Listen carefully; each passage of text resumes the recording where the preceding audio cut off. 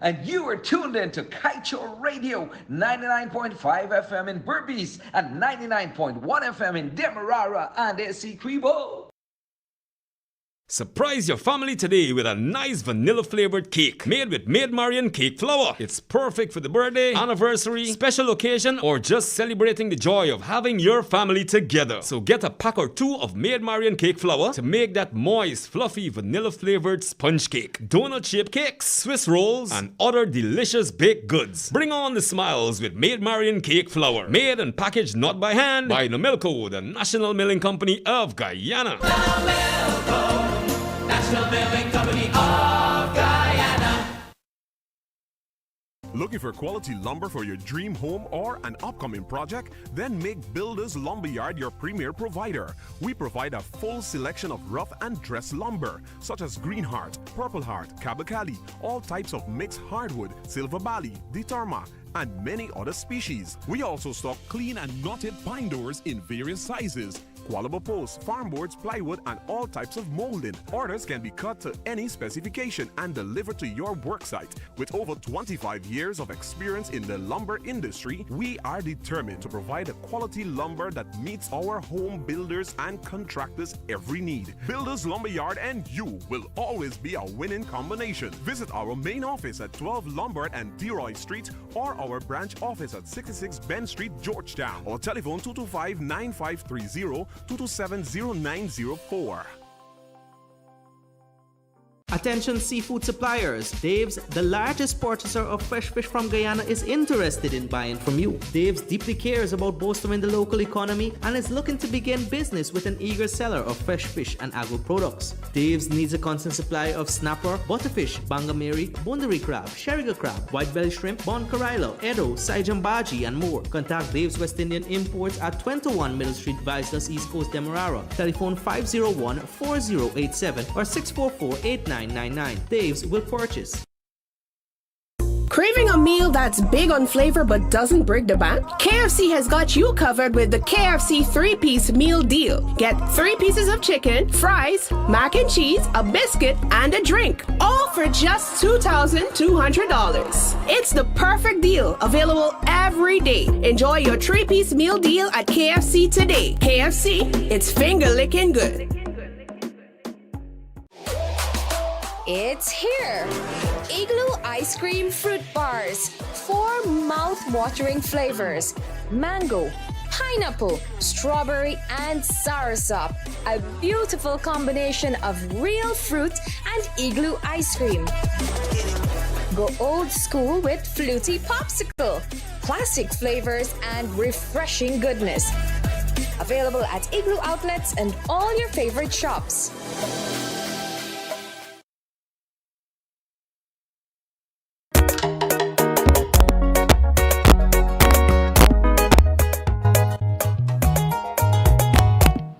Yes, it's wet and windy Tuesday here in downtown Georgetown and almost everywhere across the coastland of Guyana. It's March 24th. It's still in the year 2026. The year is going by so very quickly. I'm Sean Devers, welcome you to another program of the Sean Devers Sports Watch. On this program, we talk about the preparations and the format for the regional first class tournament.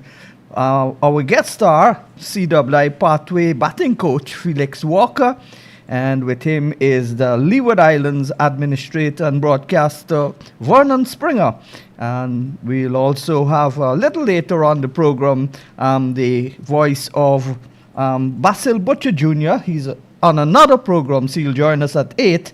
And also joining us at 8 is going to be Lockhart Sebastian, the manager of the Windward Islands team, the former Combined Islands and Dominican batter. And this program comes to you with the compliments of Dave's West Indian Imports, Sterling Products Limited, Builders Lumberyard, Namalco, Survival Supermarket, and KFC. Good night, everybody.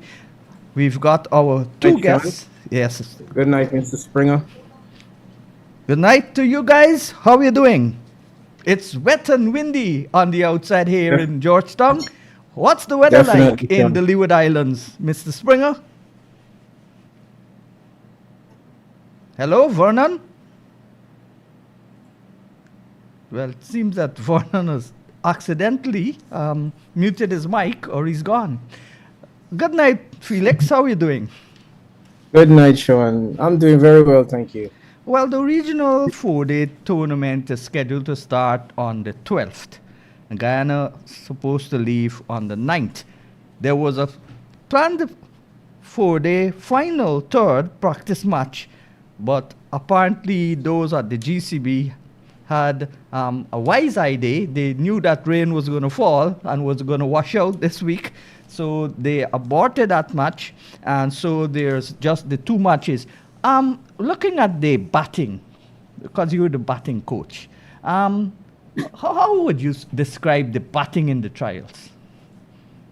It was subpar, but what you have to factor is that a lot of these guys are coming from white ball format, specifically T20. So to make that transition into the longer format of first class cricket, sometimes it takes a bit of time for the guys to adapt their games. But I'm confident that they'll be ready come competition time. Vernon, how was the weather like in Antigua and by extension the Leeward Islands? It's really rainy here. The forecast is for rain up to the 29th of March. So it's going to be flooding, it's going to be rain, all outdoor sports are cancelled. That's on the coastline. So there might be rain in other parts of Guyana. How is the weather in the Leeward Islands?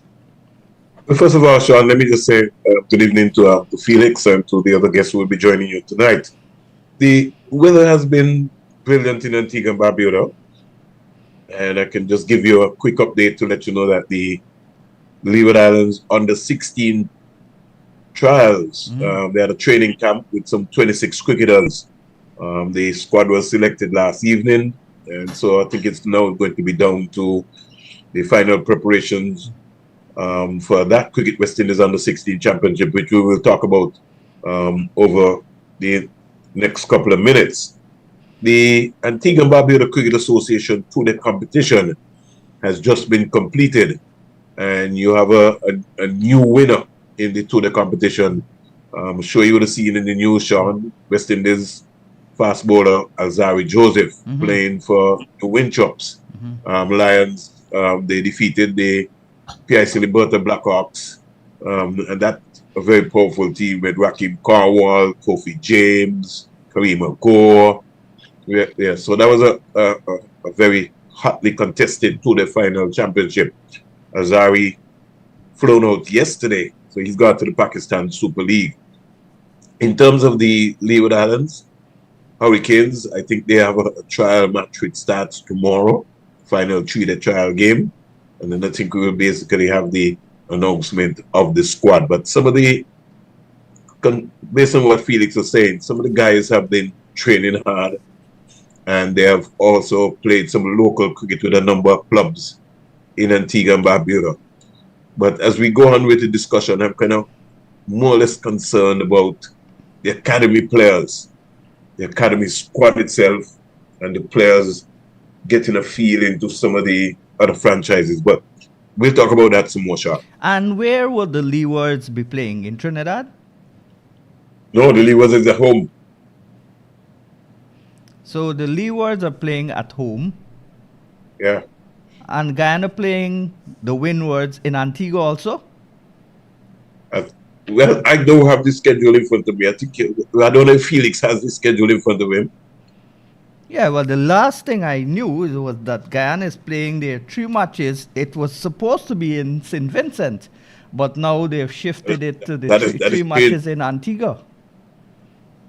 Okay, and they're going to be leaving on the 9th. That's right, Felix? We are due to leave on the 9th, but at the moment, I do believe from information given to me that we will be in Antigua. Yeah. So both teams playing in Antigua. Windwards, Trinidad, Leewards, and Guyana. Well, so how was preparations going otherwise, Felix, for the Guyana team? What were you most impressed with looking at the two trial matches that were played at the Everest ground? Well, the standout would be the bowlers. Yeah. The bowlers really stepped up.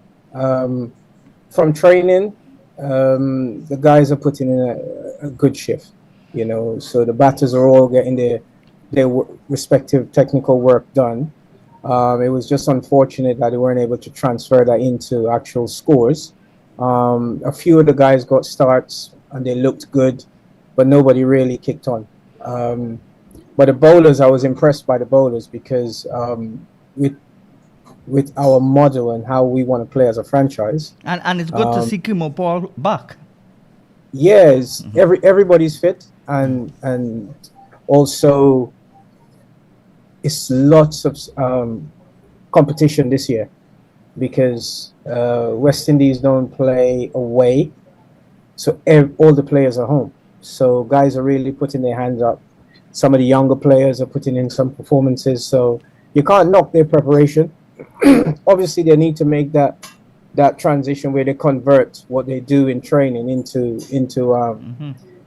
to matches. So there were a number of positives from the games. I know the scores didn't suggest that there would be a lot of positives, but the fielding, the general fielding, the tactical plans by the captains, they were able to execute what those plans were. So from a preparation perspective, we got a lot out of those matches, even though the score didn't suggest that. And I saw Shamar Joseph at the ground on both occasions. That's good. How would you say was the standard of the Everest pitch? Bowler friendly, turn and bunks? I don't think. I think it's a typical Guyanese wicket, where you have to work for everything, with a slight advantage to the bowlers. Excuse me. But if batters apply themselves, you know, we saw Tej Naran. Yeah, Tej batted 78 overs and got he 64 not out. So it was a little slow, but it suggested that he batted long. But again, he's a test match opening batsman. Yeah, he's got that skill and that quality that he's able to dig in like that. And Savory also got a half century. He batted quite so long too. Yeah.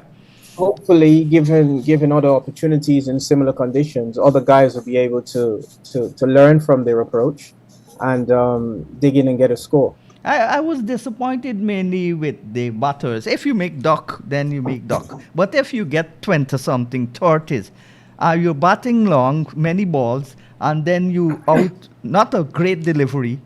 That was my main disappointment. Batters, poor shot selection, giving the wicket away when well set. Would you agree with that? Yeah. I mean, the stats don't lie. But like I said earlier, a lot of these guys are coming from the shorter format where it's encouraged for them to hit the ball, you know, express themselves. Yeah. So it's going to take, I would much prefer to see them do those things in preparation rather than in competition. So we could highlight it sooner. How they can make an adjustment to how they approach their innings. We've had a proliferation of white ball cricket, predominantly T20, even T10. Martino's had a T6, a sixes. And Samson got 100 in a 6-over game. That was amazing. Yeah, well, for me, that is actually just a bit of fun where guys can just express themselves and enjoy themselves.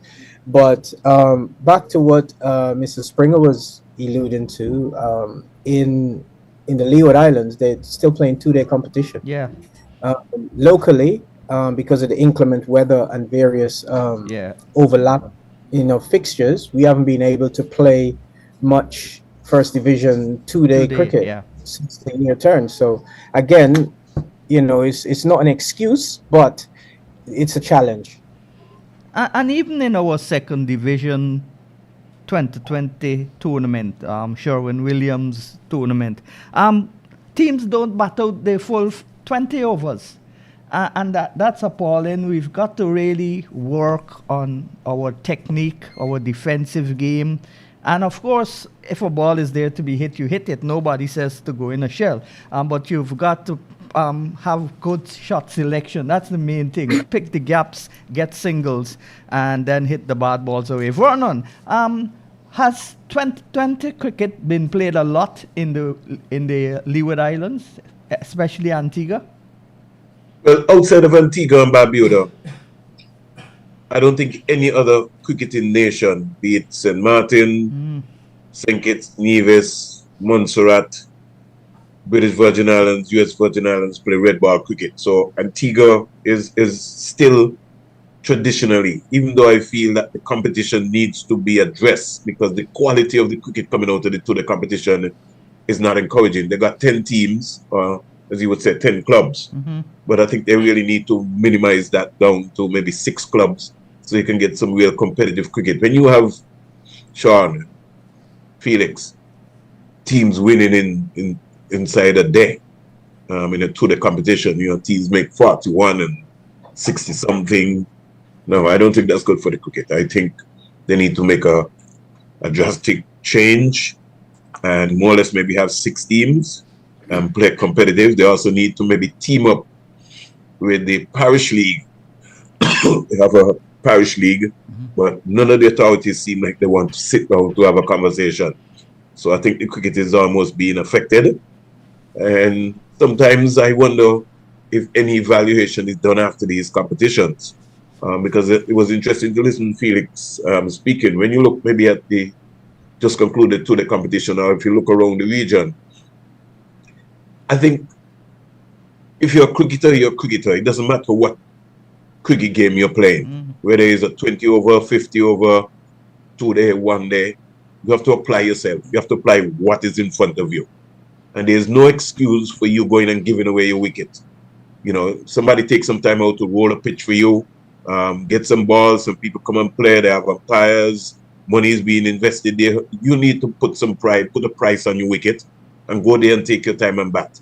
And I think when we look around in the region, we don't see that hunger for people batting because everybody's concentrating on winning. So even in this format that you have coming up now, you realize now that a lot of people are going to be concentrating on winning because they want to win that $250,000 rather than trying to see if we could be able to develop the cricket. So I think we have to be very, very, very careful. But this is a question for both of you. Do you feel that the regional first-class cricket, which used to be big in the days of Shield, is for a developmental process or purpose or to win? Well, let me go before Felix because Felix has his job on the line. I am not saying, Sean, that regional cricket should not be set up for people to win. Club cricket is at its weakest level in the Caribbean. I would agree, certainly. So we have to address that first. But before we address club cricket, there must be structures in place for primary school cricket, high school cricket, and then there's a pathway into the club structure. Most of the regions around here don't have any pathway system, neither for the men nor for the women.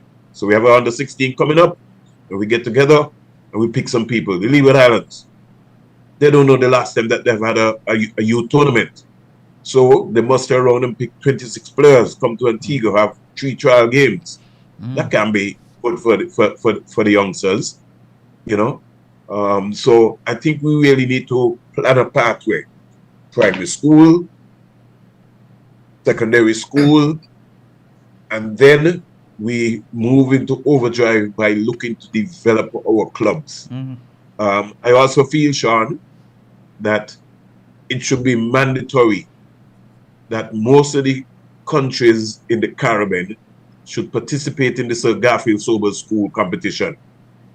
Organize school cricket so that the champion team from Guyana, from Antigua, from St. Vincent, from Anguilla get to go to the Sir Garfield Sobers School competition because everybody is going to that competition from England, from New Zealand, from South Africa, from Australia, and we in the Caribbean, we're not executing and we're not looking to use it. I think two teams went last year to the Sir Garfield Sobers from Guyana. And in the past, the teams that can fund their expenses would go, not the champion team. I think there was a period of time when the Guyana Cricket Board would have given part of the funding to travel if you won the schools tournament. But as we all know, there's no schools tournament now. We've got to come back to those days. I think Felix. just answering your question, Sean. Yes, it is a challenge because we don't, if we're honest, we don't play enough cricket in the region. Yeah. However, those challenges are not just because I think the authorities don't want to play cricket. I think in the challenge that we have in Guyana is facilities and the weather. We cannot have a fixture card that we go by. That fixture card is dependent on availability of grounds for 2 days straight. If you want to play 2 days and availability of grounds, right? And the problem in Guyana is that people you have to maintain your ground. You have to hold fundraising activities. Gone are the days. Right, and another part of the challenge is match officials. Yeah. We need to put a system in place to encourage more participation with guys being accredited with their scoring and their umpiring, match refereeing. Well, I am part of the Guyana Cricket Umpires and Scorers Association, and they have seminars, they have exams, they have things, but those umpires who you see are the ones that are always coming out. Even it's good to see Nigel Duguid and those guys come out in this tournament. But the new ones, they don't want to. They just do the exams and then they do a couple of matches and then they fall out of the system. That's the problem. Yeah, I know that. But just to finish the point I was making with regards to the development of the youngsters, there are discussions with various stakeholders as to what structure will be implemented, the National Sports Commission, the Guyana Cricket Board, as well as the Ministry of Culture, Youth and Sports. There is discussions in putting together a nationwide program that will not just identify, but encourage more participation, both for females and male cricketers. In addition to that, there's also a drive to upskill individuals with the coaching accreditation. So all those systems are in place, but immediately in front of us is what we have. I think some of the clubs are doing a fantastic jobs in organizing fixtures amongst themselves when there's no organized cricket by the association. I want to say good night to Sean Messiah. He's doing a tremendous job with transport. Yeah, and I mean, he is, but there's also a lot of other coaches that go under the radar, especially like in Berbice and in Georgetown. There is a lot of work being done. We're not seeing the fruits of those laborers yet, but I'm pretty sure in the next sort of 12 to 18 months we will see those work that's being carried out. We're going to see the benefits of that. In addition to that, you mentioned the schools cricket. I'm not quite sure which ministry is in charge of that, whether it's the Ministry of Education or the Ministry of Culture, Youth and Sports, but there's a number of proposals that has gone in to reignite the interest in schools. There is also the bank, what's the bank? Is it Royal Bank? Republic Not Royal Bank.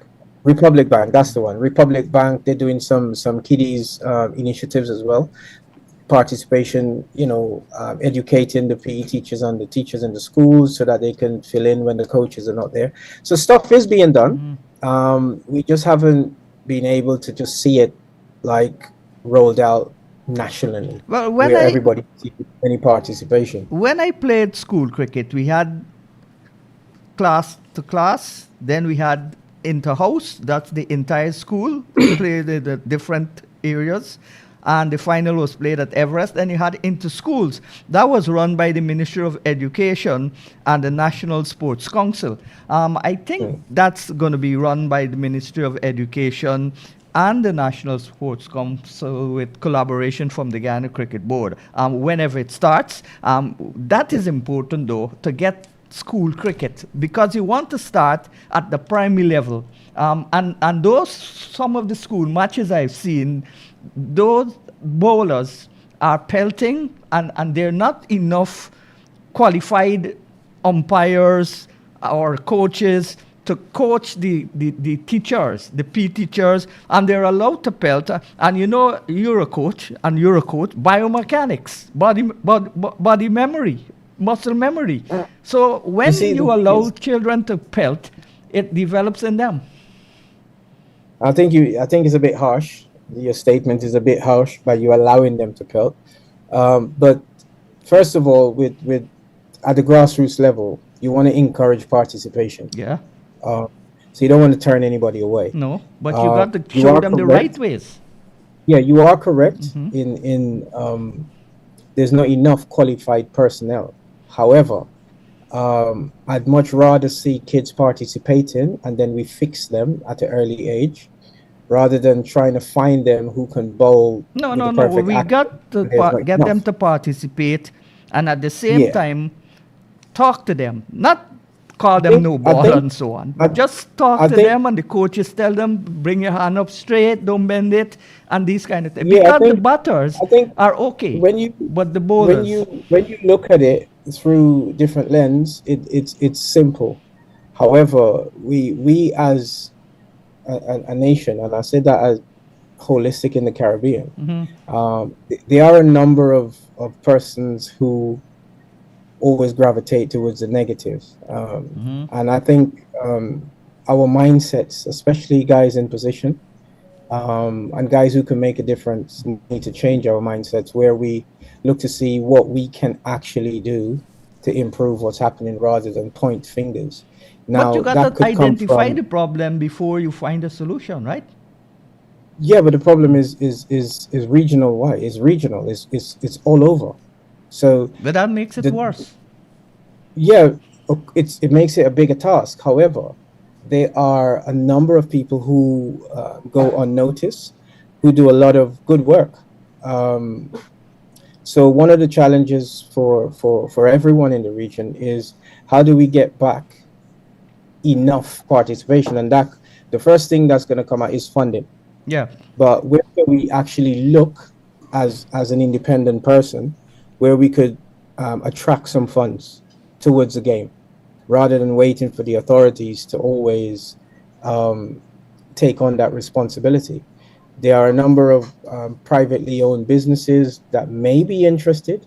I don't know how it would work, but I'm just trying to think of the things that we can do as persons in position to make a difference. It might not be the full budget we'll be able to get, but if we got something towards, maybe we could appeal to the diaspora and see how best we can regenerate and reignite the passion and love for cricket in the region. Yeah, good points. Vernon, is schools cricket played in the Leeward Islands?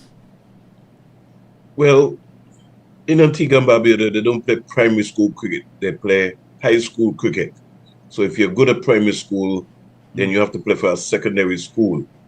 In St. Kitts, I know in Nevis, they have the TDC Ranaka Mountain primary school competition. There's also in St. Kitts, they used to play red ball, they're now playing softball. Outside of that, not many other countries in the Leewards really play primary school cricket. So that's why I'm saying that is a major concern on this side. Listen to what Felix was saying. We have to get people who are willing to put in the work. Sometimes I feel that the people who want to put in the work are being sidelined. And so it becomes a turnoff. And that is why the cricket is being run the way how it is being run. You know, we can always have problem. funding now is going to be an issue.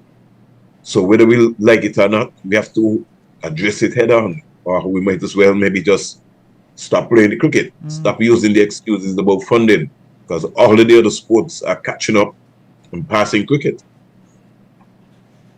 All right, let's go for a short pause for business calls, and hopefully when we come back, we'll be joined by Lockhart Sebastian from the Windward Islands, and of course Basil Butcher, the Guyanese-born fitness trainer from the US of A.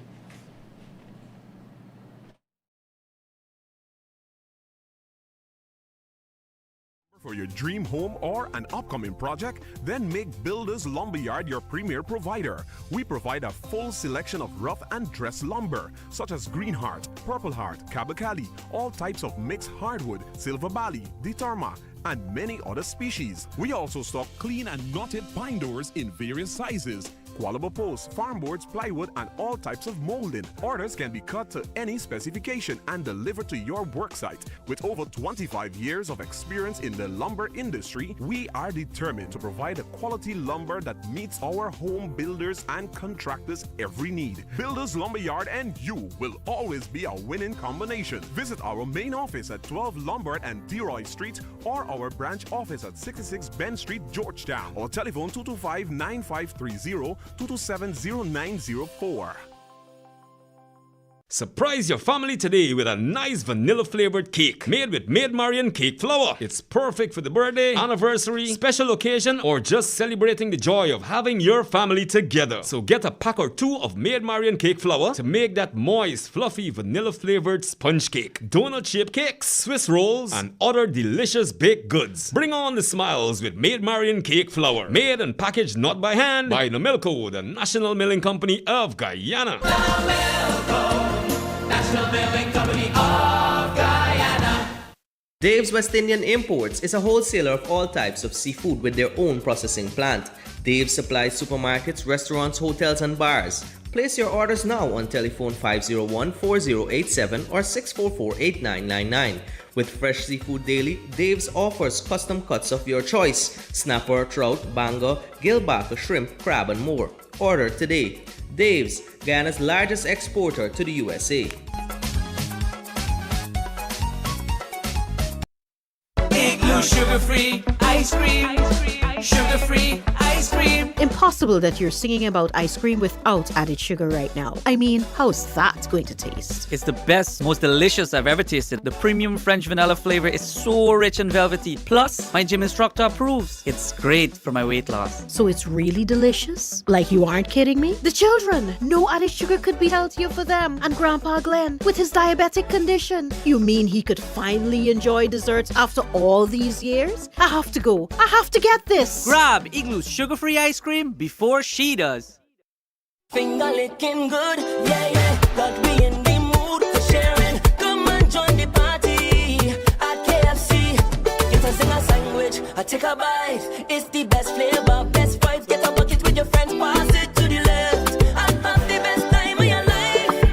Finger licking good, yeah, yeah. Got me in the mood for sharing. Come and join the party at KFC, at KFC.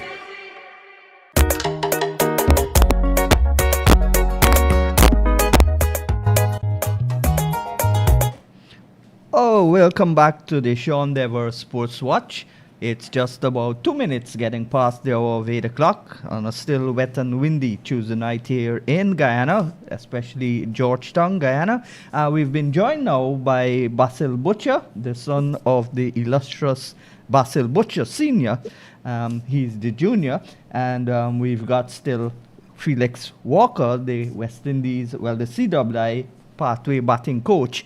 And of course, from the island of St. Kitts originally, he's now in Antigua, Vernon Springer.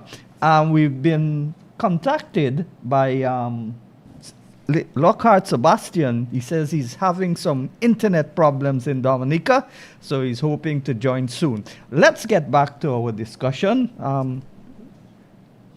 Lockhart Sebastian is joined. Great news.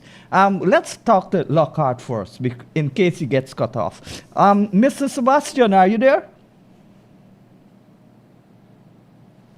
Hello? He's on mute. Yeah. Mr. Sebastian? All right, let's go across to new guests just coming. Basil Butcher. Well, I see America is doing quite well. Is there schools cricket in America or just the players from the Asian countries dominating now instead of the West Indians, the Jamaicans, the Guyanese?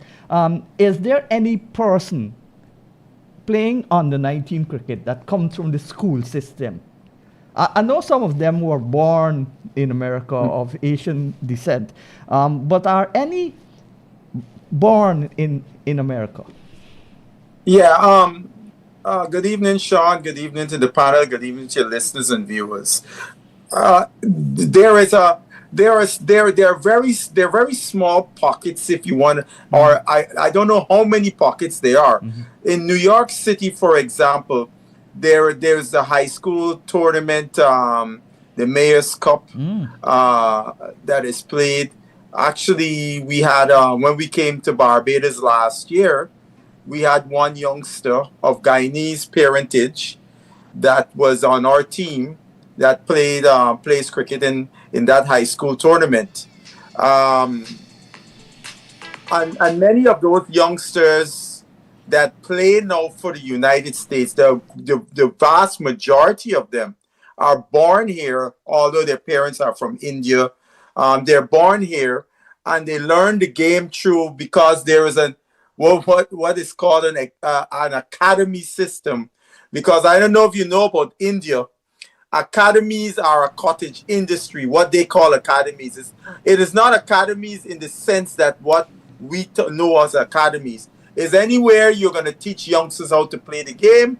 They call them academies, and they have brought that tradition with them to the United States. So they would have fully employed coaches, and time to time they would actually bring in overseas people, players of high ilk and so on and so forth. But like, for example, Alvin Kaieteur coaches down there in North Carolina, because 2 years ago when we came to Barbados, there were about 4 or 5 guys on our team that came up under Alvin's tutelage, and these were pretty good guys, and several of them have gone on to play for the United States and have done well for the United States that have come under Alvin's tutelage.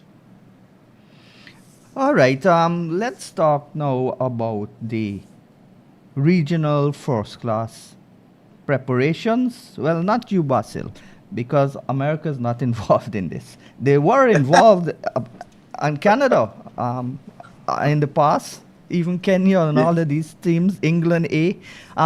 But now, because of lack of funding, we are now playing just 3 matches.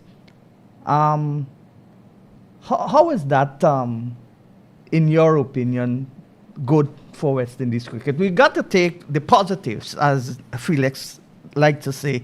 There's no funding. At least there's some cricket, even though there's 3 matches. Some is better than nothing. Yeah, Sean, it's better than nothing, right? But it's not ideal, as we all would know. It's not ideal because in the halcyon days, when we played 4 or 5 first class matches a season, we were able to produce good to great cricketers, because what was going on below the first class seasons in all the territories, our club cricket was of a serious standard, right? You had those regional players competing every weekend in club, as well as guys sometimes based if a test player was back home, that test player would also be playing in club cricket. And so you always had good competition on below. But now we're in a situation where that environment no longer exists. So now when you cut back on the number of games they're playing, that is not ideal. But I would say this: I have been critical, and I continue to be so, of the standard of our cricket. And I'm not one to say we must play more first-class matches and it's the same old poor standard, because We haven't been producing any really top class players coming out of this professional cricket league where we used to were playing 10 matches and so on and so forth, because the standard was not what it should be, right? So it to me, the focus has to be, how do we upgrade our standard from the ground up, so that would be reflected in our regional cricket at age group levels and at the first class level. And what has been disappointing to me is to see the players who've played at the highest level, when they come back, they don't dominate, get big hundreds and so on. Only Barnwell, he's played for West Indies since 2006, I think, and he played IPL. But he is not in the fray now, and he's the only one that is dominating club cricket. Yeah, I mean, I'll tell you a little quick story. My youngest brother told me one day, Guyana was playing the Leeward Islands. And he and my dad downstairs in the garden, and they listening on the radio. And Richie Richardson was then, I think, the captain of West Indies, or he might not have been the captain yet. No, he wasn't the captain yet. Richie came into bat. Richie was a test cricketer. And as soon as Richie came into bat, he started playing shots and so on. And my brother said to my father, "Wow, Richie really going thing?" And my father said, No, skipper. Richie's a test cricketer. And when you come down to the first class, you got to stamp your authority. You don't come down and push wrong, unless maybe you played against a guy who played test cricket too. But when you played against the others, you have to stamp your authority. And that's the mindset. If you play for Guyana and you come in and play club cricket, you must stamp your authority. And if you're not able to do so, it tells you the deficit in our cricket. Yeah, Vernon, your thoughts on the diluted, restructured, lack of funding first class tournament now? Sean, we just had a CARICOM meeting in St. Kitts and Nevis, and cricket was not on the agenda. Interesting. Cricket was not on the agenda. The Prime Minister or the President of Guyana is the chairman of the cricket committee. If West Indies cricket is in a crisis, why was cricket not on the agenda of the CARICOM meeting? Because I just want to make some points, and I'm an administrator, and I like to think outside of the box. And when I come to talk, I talk with a little bit of authority. Caribbean Airlines is owned by the government of Trinidad and Tobago. The highest cost, I think, for Cricket West Indies would be airfares, moving the players across the region. If, based on what Chris Darwin said to us when he was on our program, the amount of money that they were spending with Caribbean Airlines, don't you think that in a crisis where we are right now, that could have been a topical discussion on maybe making Caribbean Airlines maybe the regional sponsor for the 4-day competition, so establishing by maybe having teams maybe in one territory rather than have them split the way we have them split all over, because airlines seems to be the highest cost. Yeah, and that was supposed to be the first plan when all the teams would have been playing in Antigua. Back to you, Vernon.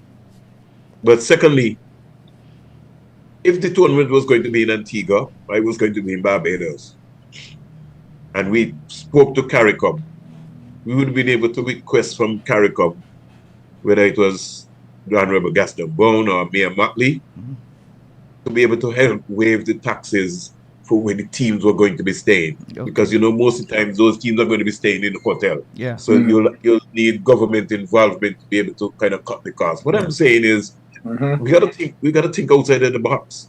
You know what I mean? And to me, it was a dilemma that cricket was not on the agenda.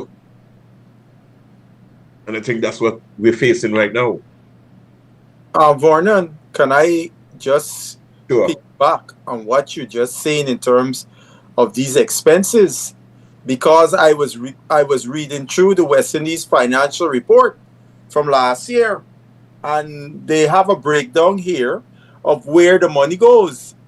30.7% goes to player payments, 27.4% goes to hosting tours, tournaments, and camps, 18.9% goes to accommodation, 12.9% goes to cricket development, and 10.1% goes to flights. So you combine flights and accommodation, that is 29%. And player development is at 12.9. So what you are raising there is a very important issue. We gotta think outside the box, Basil. The cricket is in the valley right now, Basil. Move on. Cricket West Indies, Basil, don't own any venues. The governments of CARICOM own the venues. So I'm saying, Basil, that we have to sit down, whether we like it or not, right, and have some kind of major discussion. This is my view, Basil. You see those youth tournaments, Basil, under 16 and under 19? Those should be funded by the Ministry of Sports and Ministry of Education across the region. Yes. No boards should be killing up themselves between me and Basil talking about the trying to see if they can get funds. I agree. To them stuff there. Right? So you before you came on, Basil, I was talking about the school tournament. I was saying that more schools in the Caribbean need to go to the Sagafi Sobers competition. But if Cricket West Indies want to have those competitions, then there must be an alliance with the Ministry of Sports and the Ministry of Education. We have to get back bright cricketers, Basil. We have to get thinking cricketers. So we have to have a long-term plan. Basil, and let me say this to everybody. Every Ministry of Education and every Ministry of Sports has a budget for sports. Every single one of them. It is how you tap into it. Because remember, Basil, there's a Kaieteur team from Guyana going to Grenada. There's a basketball team or a football team going somewhere else. Everybody is lobbying for that piece of pie. So collectively, if all of us come up with a plan and said, listen, boy, we want 500,000 from each CARICOM country to go towards youth cricket, under 16, under 19.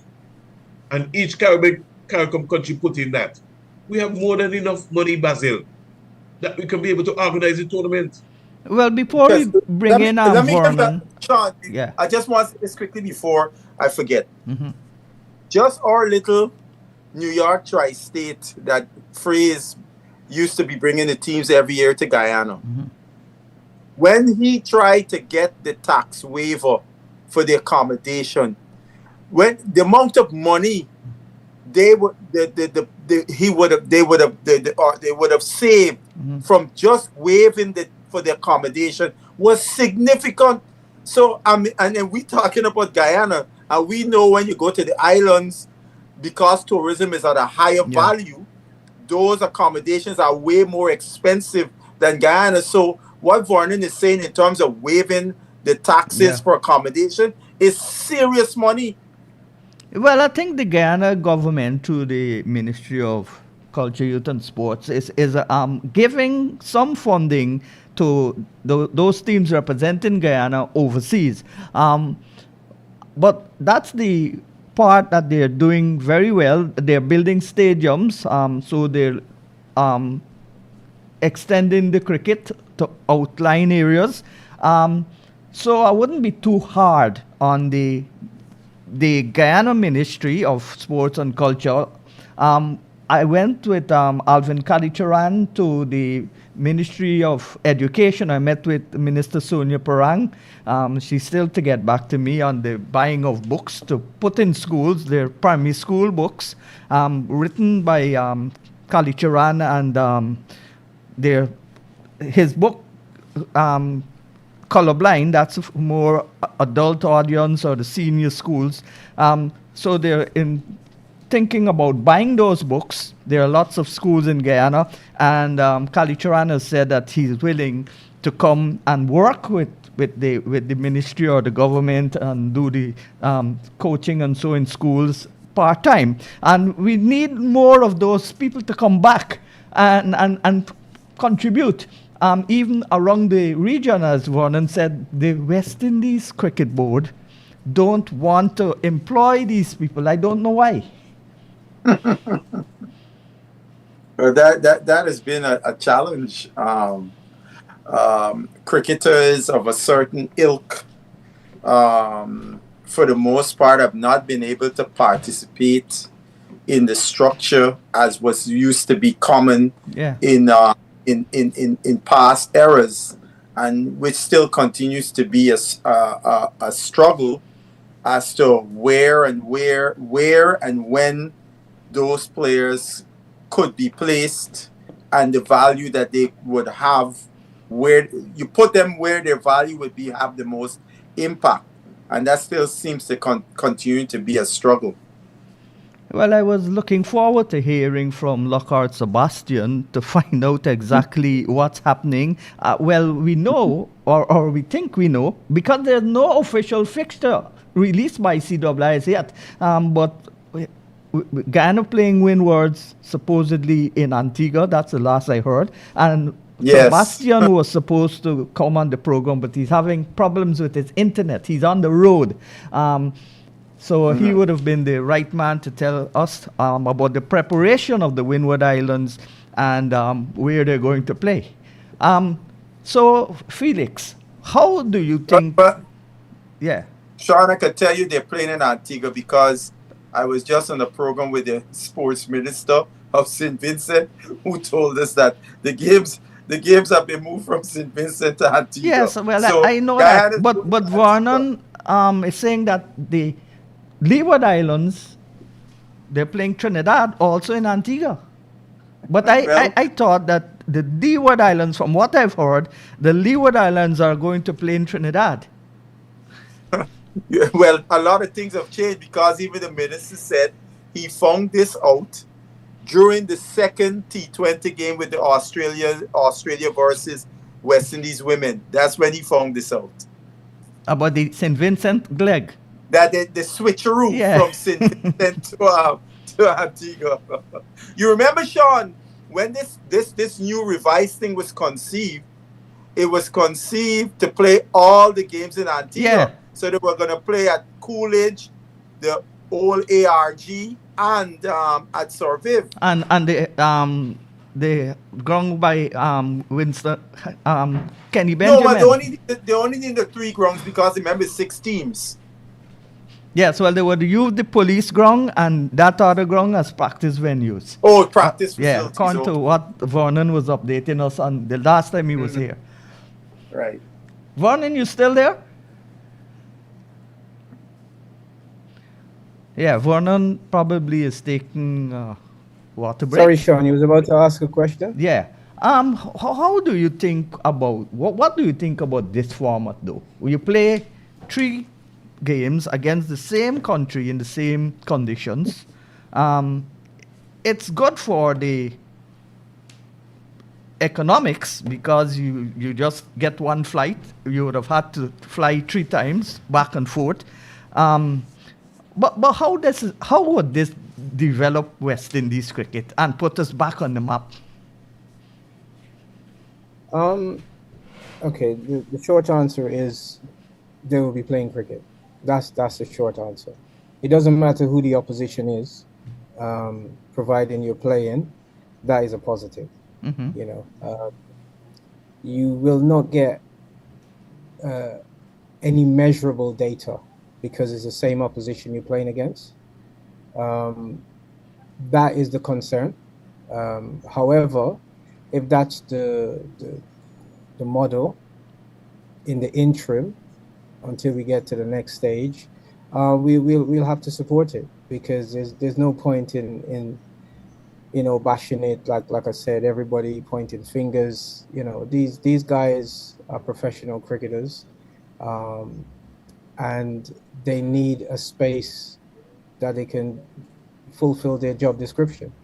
And if at the moment their employers, who's Cricket West Indies, deem it fit that this is what we will have to do this year, we have to support that, as not just as supporters, but as stakeholders in the regional development of cricket.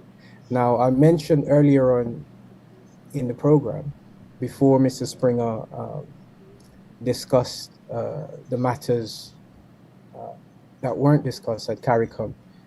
Like I said, to his point, everybody needs to get on board, all hands on deck, So I was happy to hear him share his views in regards to other stakeholders putting their hands up, with regards to the flights. There are ways of the airlines making concessions. However, because they have a monopoly, they don't have to. And that is something that needs to be addressed. If there were more competition within the aviation, then I'm pretty sure one of the airlines would grab the business and make the concession. But because they have the monopoly on it,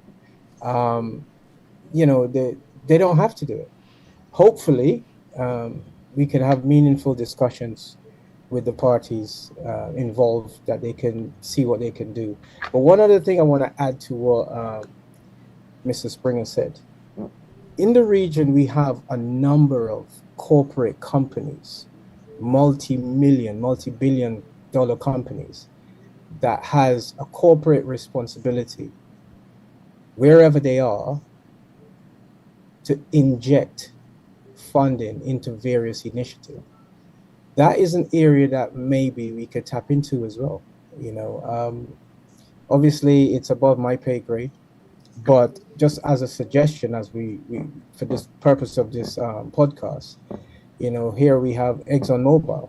I know they're doing all the glitzy stuff with the CPL and the Global Super League, but surely grassroots sports in general, an initiative where we're going to bring together community cohesion. But in fairness to ExxonMobil, they're doing some sponsorship of different things. I see on the squash court there's ExxonMobil, so they're doing something, but we need to see them do more. Yeah, that's but if we are being honest, Sean, the amount of resources that they have at their disposal, what they're doing won't even scratch the surface of what we need. Exactly. Yeah. So I'm not a politician. I'm not anybody who's gonna campaign for anything apart from the development of these young men and women. But I think the relevant discussions need to at least be tabled where it's a consideration, because you have a number of other agencies operating in Guyana that, I know ExxonMobil is the obvious one, but there's a number of other agencies who are making significant investment in the country. Yeah. Maybe we could have a conversation with them too. Guyana is not the only place. There's obviously the tourism industry around the region. So like Mr. Springer said, we can tap into that, where we can take off the burden of the West Indies board, always looking to find, innovative ways of generating funds. Yes, because we are at an advantage. Yes, and our president, Dr. Arfan Ali, is a lover of cricket, especially. So that's one advantage he's got. He's the leader of the CARICOM subcommittee on cricket, and he can make an impact with ExxonMobil. Yes, Vernon. John, let me make some points, right? And we've been talking about these points, Sean, and we're not paying attention to them. We have 6 territories that make up the Leeward Island. We have more than 6 territories because, the Leeward and the Windward, that's about 12 countries between them, plus the big 4, right? We have become so dependent on Cricket West Indies that if Cricket West Indies shuts down, God forbid, tomorrow, maybe only a couple of regional boards can survive. Barbados, who has their own lottery, and Guyana, maybe to an extent, and Trinidad and Tobago. So leewards and windwards, what's going to be happening, right? We're going to be in the doldrums. The point that I'm making here, Sean, is that we have to come up with a new model. And I want to go back to when Dave Cameron was president. When the professional system was set up, there were two arms. Leeward Islands developed, I'm just using Leeward Islands because it was the same thing for Guyana. Yeah. There was a Leeward Island Development Company and there was a Leeward Islands Cricket Board. The development companies were supposed to be the arm that would go out and raise funds for the franchise, which would be the board. Yeah. So they would become the commercial arm Yeah. of what's happening. So you would not have had to be waiting on Cricket West Indies commercial arm to be able to get things going. What happened? The framework was changed. The commercial arm was shut down because some of the regional leaders who were presidents of the board, because if you were the board president, you couldn't be the president of the for reference, the Leeward Island Development Company. So Basil Butcher would have had to be the chairman of that committee. And some people were threatened by bringing in new people into the system on that development committee. That is one of the first hurdles, right, that we have. Secondly, Sean, we need an independent analysis committee to evaluate what is happening with the professional setup in the Caribbean. Because since Dave Cameron has launched that, we have not added anything else extra to it. We have not improved on it. And all we have seen since Dave Cameron has left, all we've heard is just excuses, jotting all around. But we really need to look and say, what is happening at the franchise level? Where are our technical coaches in the Caribbean? Jaden Seals went to England last year, played county cricket. And in 2026, Cricket West Indies decided that they're not giving him a no objection certificate to go to county cricket to play. When you saw that he was a better bowler, along with Kemar Roach when they were playing in county cricket. So if we're playing less cricket now, why are you not allowing Jaden Seals to develop in England? Because the current system what we have in the Caribbean is not developing anybody. We don't have any technical coaches that can be able to work with our batsmen and our bowlers. We're struggling. All right. I'm going to call it. I see it. All right. We'll hold that thought. Felix and Basil will expound. We go for commercial break. Then we'll be right back.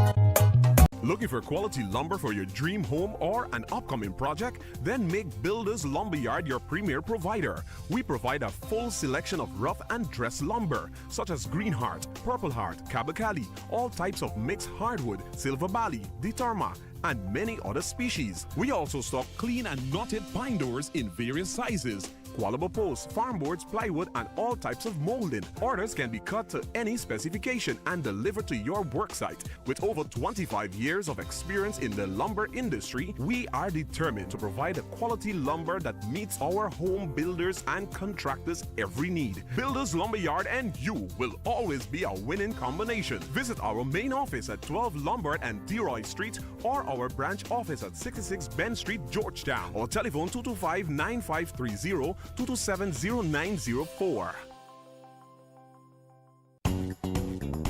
Cleaning power like no other. Mighty Foam dishwashing liquid cuts through grease and grime every time. Lemon zest, green apple, citrus burst, and wild berry. 4 great fragrances specially formulated with super cleaning, grease-fighting power. Mighty Foam dishwashing liquid works hard to get your dishes spotless and is gentle on your hands. Available nationwide.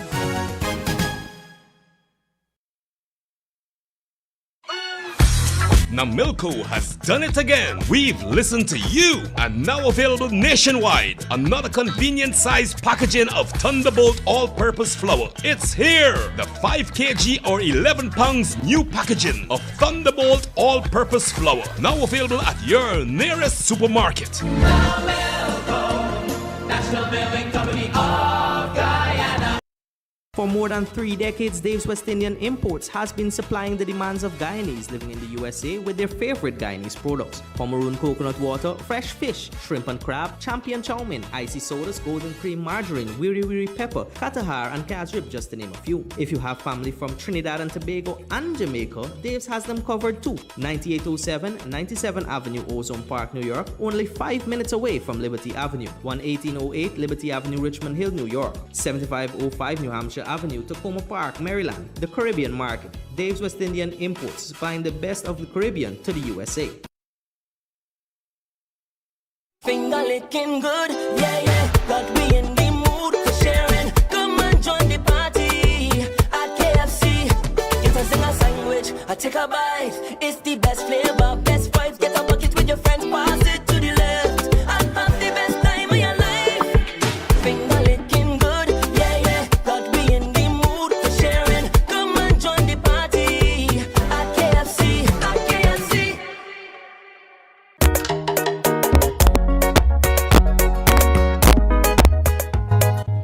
Yes, welcome back to the Sean Devers Sports Watch. It's still Tuesday, March 24th, 2026.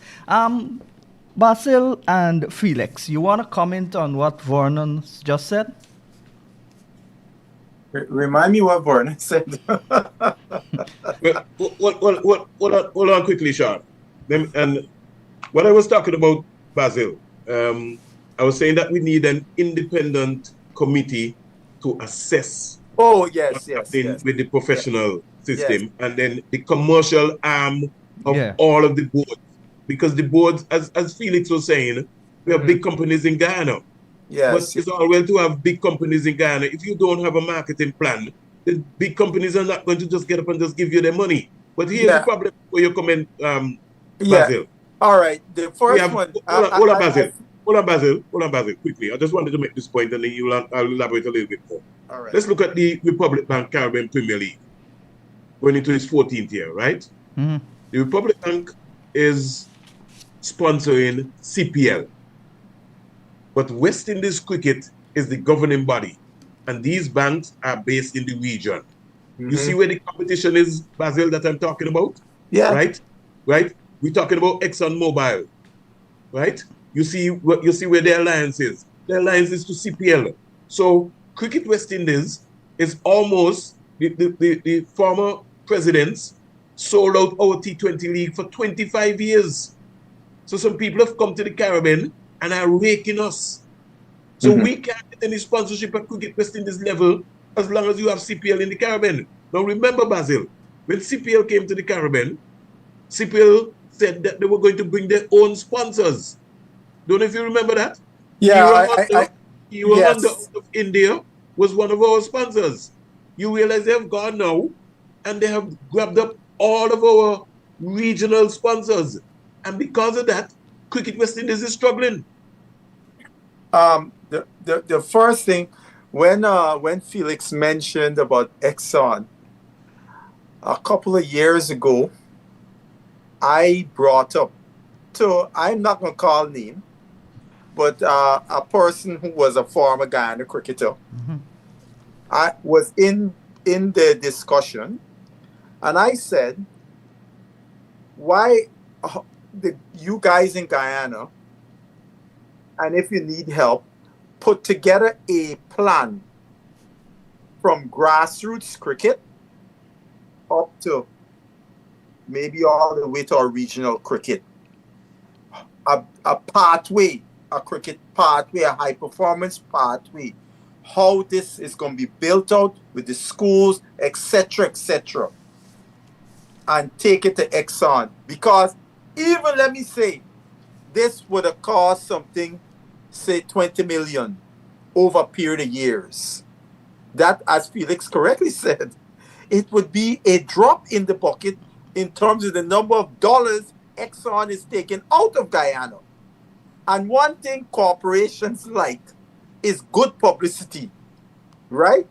You know, the person said to me, and, you know, rather than they in Guyana, get heads together and see how you could develop such a plan that you could take to an Exxon. Now, the other thing, Vernon, you're saying, because I once heard the then CEO from St. Lucia, what's his name again? He's a Hilaire. politician. Hilaire. Hilaire, Yeah, yes. Hilaire. Hilaire was explaining the initial vision of CPL. When CPL would have come to the region, those teams were not going to simply be teams that parachute into the cricket ecosystem for 6 weeks, and then you don't really hear about them until next CPL. Second thing, all the franchises were supposed to go about and find their own sponsorship, right? Not the situation where we were having, where you remember several franchises saying government got to give them money and so on and so forth. They got to get government help. That was not supposed to be part of the program. For some reason, that became what we have today. Similarly, with what you talked about, PCL, all of those franchises were supposed to be able to raise money within their respective areas to fund the franchise. And I say this, Felix correctly said again, you got multiple corporations. You don't have to have a title sponsor for your franchise per se. You could get multiple that would be able to facilitate how much it's going to cost for you to run the franchise year after year with that kind of sponsorship. So we're in a situation right now where it's serious crunch time, as we were seeing. I read through the financial report and I see the 28 million in arrears, right? To run, when they talk in terms of what they take in and what the expenses is, minus 28 million. That is not a healthy thing for us to be in, right? So we continuing to be skating on the skin of our seats, the skin of our pants on thin ice in terms of West Indies cricket. And you're right, some kind of creative method has to come. And I ask this question, because I'm not a marketing expert. Today, all of our regional cricket, for example, are being streamed. So it's being seen globally. So anybody wants to sponsor their brand, if they choose, if it's a person or a company or whatever, wants their brand either to be exposed regionally or outside of the region, that is a great platform for them to do so. And I'm not seeing that being exploited as it could be exploited. I think some valid points raised there. But one of the things that we need to consider, that most of the CPL teams have actually been owned by foreign companies now, foreign interests. And those companies would have their own blueprint as to how they would like to see their business model executed. So you have from a coaching perspective, all the way down to recruitment of who plays in which franchise. Now, the governing body, who, like you guys rightly say, is Cricket West Indies. These issues that we have now has been inherited. It's just matured now. So whoever is in the seat, I think it's a bit unfair that all the attention is pointed towards them, because nothing in any organization happens overnight. What's happening now is a subsequent result as to maybe some decisions that could have been better in the past, but with retrospect, we are where we are. You know, how do we redress the balance? How do we go forward as a cricketing nation? How do we get the pride back into West Indies cricket? because everyone on this panel, I would go as far as to say, I might go out on a rotten limb here, that we're still passionate supporters of West Indies cricket, you know, and we want the guys to do well and results improve. But there is no quick fix. There's no quick fix. But because there's no quick fix. The landscape of cricket globally has changed. Some of the opportunities that was available to some of our cricketers in the past are no longer available. Most of the guys just get the glitzy ones at the highest level. But the development of our game in the region was propped up by guys being able to go and play in the English system, you know, and that is few and far between. We don't have enough competitive cricket at that level. You mentioned the club level when they were playing 5 first-class games. Those guys, it was a different time. You know, there was a different time. There weren't as much cricket being played around the world. So wherever the competition was, it was very high. However, now, you know, with expansion of everything, we have more of everything. Now, how do we make that more of quality? That's the question. How do we make that more of quality? I'm with you guys with regards to maybe condense it and play less so you get the cream of the crop. But what's going to happen to the number of other guys who would have earned contracts? They'll be out of a job. What system will we put in place to facilitate for them? You know, years ago we tossed around the idea of having a 2-tier system in the Caribbean, like in the English county cricket, where you have first class and then you have a second 11 championship. So guys coming back from injuries, guys who's on the fringe, put in consistent performances. So if someone from the first class setup get elevated to the international status, you have that pathway coming through. Those are things that maybe we could discuss again, bring it around the table, because I think right now in the region we could have a first class system and a second 11 system, where teams like maybe CCC, the academy, and the emerging teams from each region can play in that tournament, so we get better measure as to where the talent is. So all these things we need to discuss, but I think, you know, there's a lot of pointing of fingers, you know, and not much is getting done. But I think, I like Sean said, I always try and look at the positives. What can we do as fans, as supporters, as passionate advocate for West Indies cricket? What could we do to make a positive impact? But the CPL is not a developmental program, it's a commercial program. And West Indies board was trying to get a parallel 2020 to pick the West Indies team, but the calendar is so packed that plan was aborted.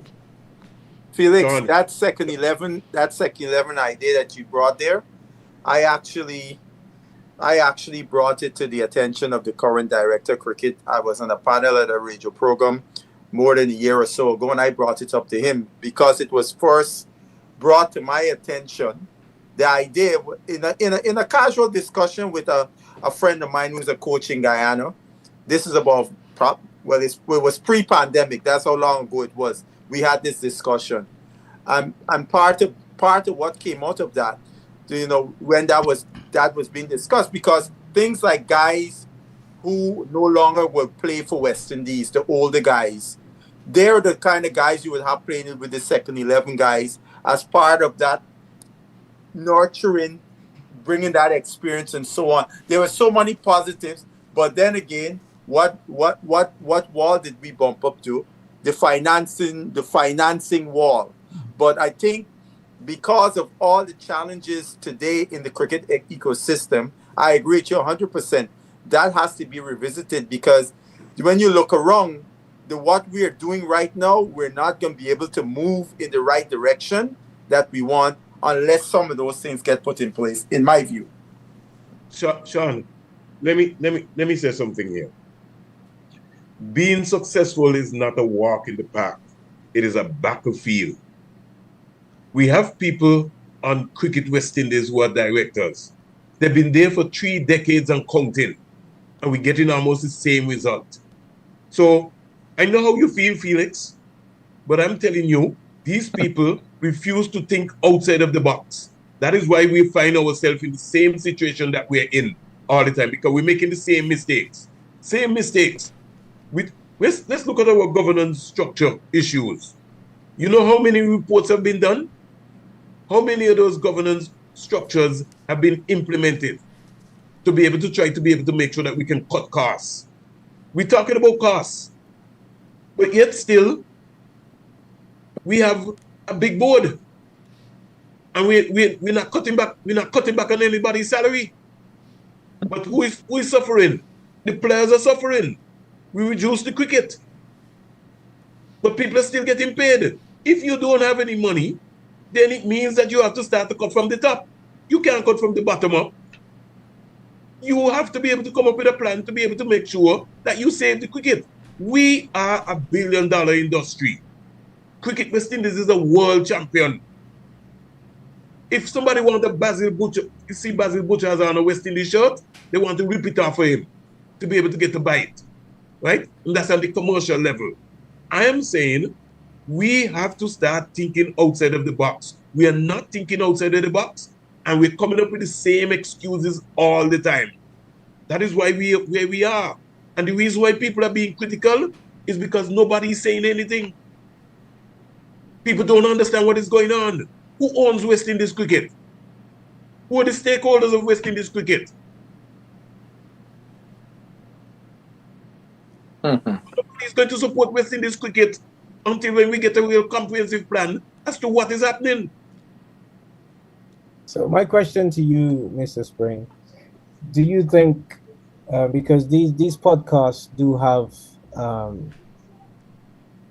the ability to have an impact and also to reach, do you think as a collective, persons who's in the media can come up with some sort of contingency, like you said, if there is challenges by approaching directly, maybe an indirect approach where rather than going with a concept, you go with a product, meaning that as a collective, you get some bodies together, form a committee, and maybe engage with some corporate sponsors, get some people on board, and then go with that as a product to the relevant authorities rather than just going to them with a concept and an idea. I'm just asking the question, do you think the regional forum where all these podcasts and issues are discussed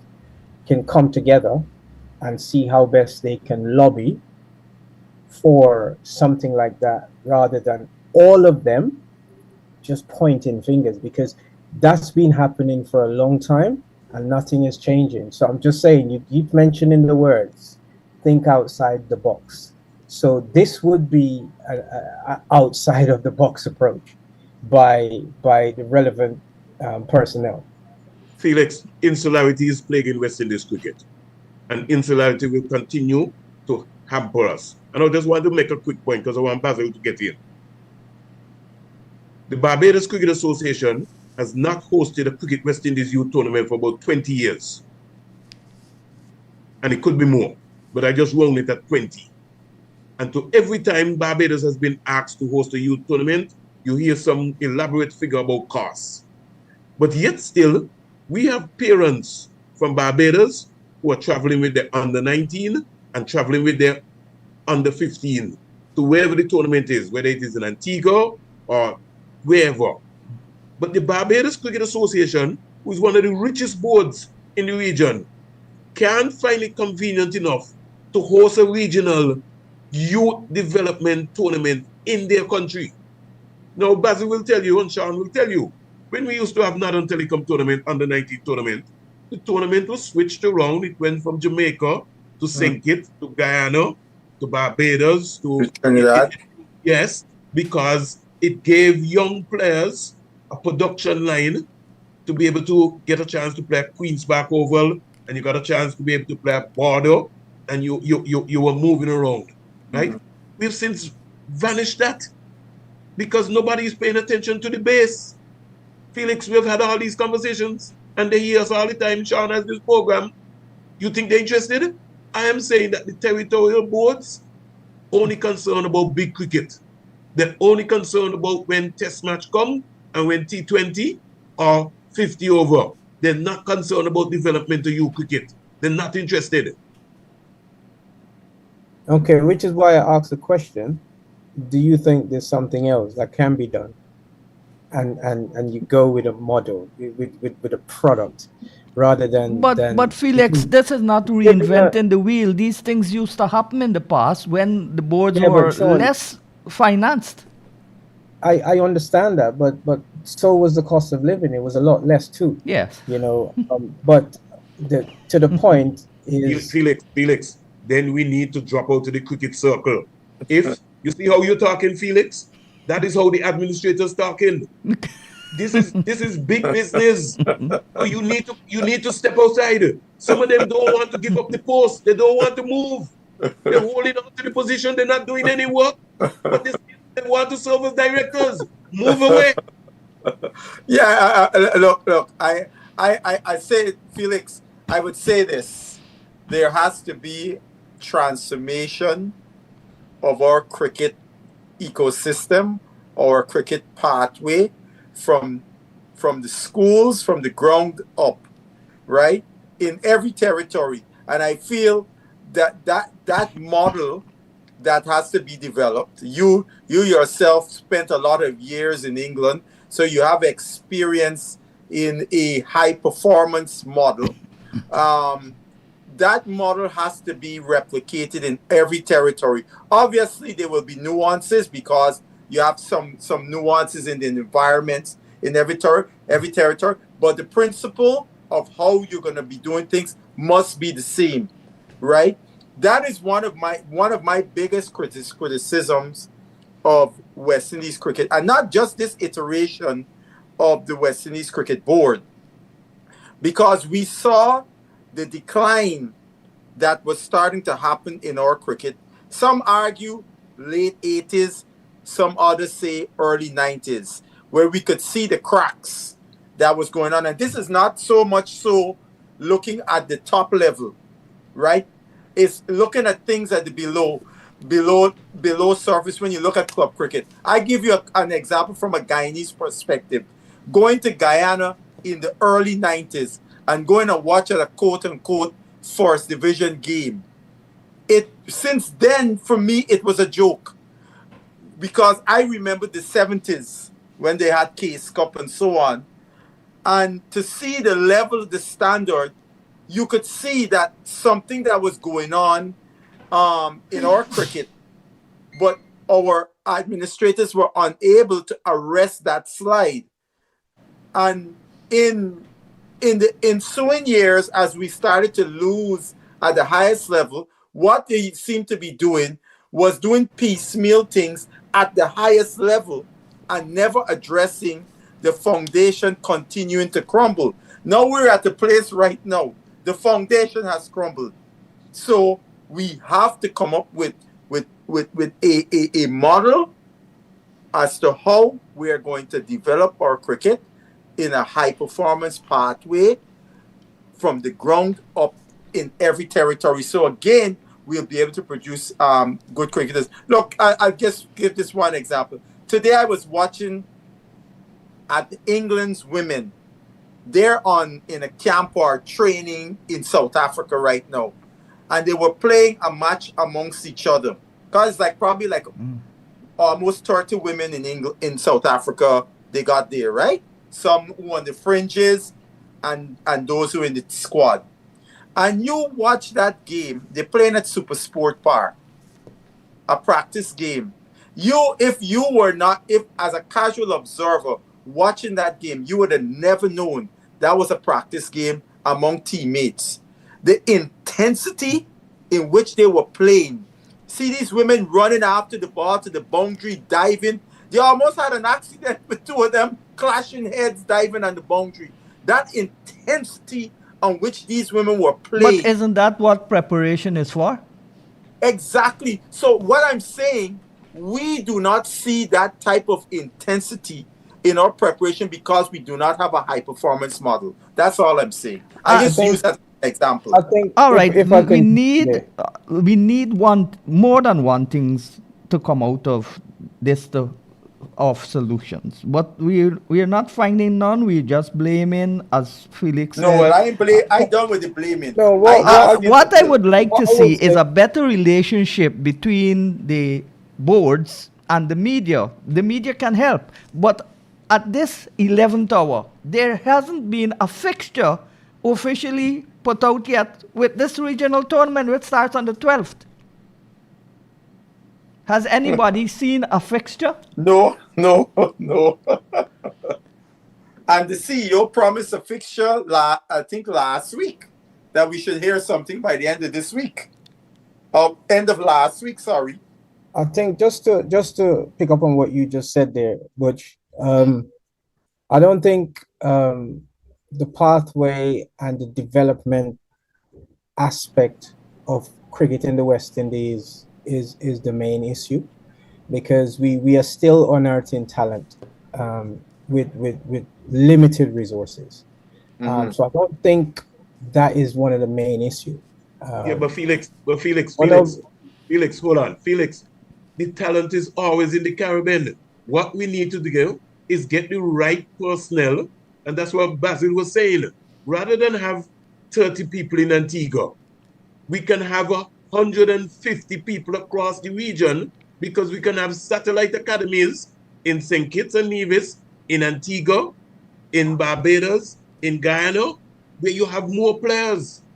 No, well, you see, like I was just gonna say that the model of the pathway system is not just who's been identified by the highest authority. There is also a system in place where there is a talent identification, where to increase the number of players, like you just said, we need more. So there is also a model in place. And for this regional under 15 tournament, it will be implemented, where at each match there will be talent identification as well as the pathway coaches.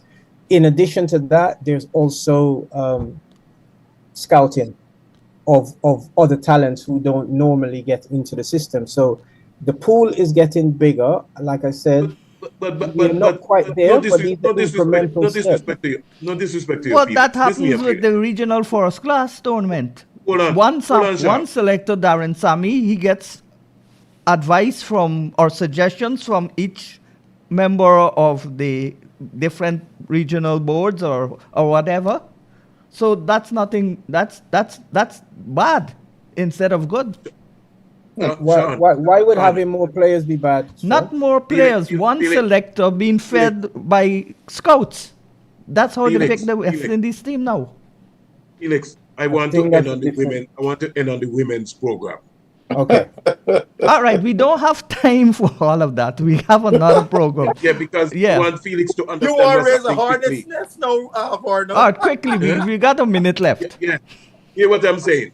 When you have a camp in Antigua, and those ladies leave the camp in Antigua, and they go back to their respective territories, be it in Guyana, in Jamaica, or whoever, there's nobody who is seriously addressing the concern of what you're talking about. All those things sound good, but we have to identify people in the territories. That's true. All right, that's all we've got time for now. We've got an hour and a half, and that's Sean, not we have enough. to talk about the women because they'll be playing Australia in the one days, and then they have the World Cup coming up in June. So we have to have a serious They're going to discussion. start playing on Friday. They already lost 3-0 in the in the T20s. Yes. All right. Sean, you had an assignment from the Great Reds to find out about young Latchman. Yes, I found out Latchman decided she doesn't want to play. I asked a lot of people. They said they don't know why. So that's the answer. All right, got you. All right. Gentlemen, on behalf it's been of an absolute pleasure. Looking forward to another debate. Yeah. Yes. On behalf of Vernon Springer, Mr. Positive, Felix Walker, and Basil Butcher, and my technical operator, I'm Sean Devers, saying if you can be good, then be careful. All right, have a good one.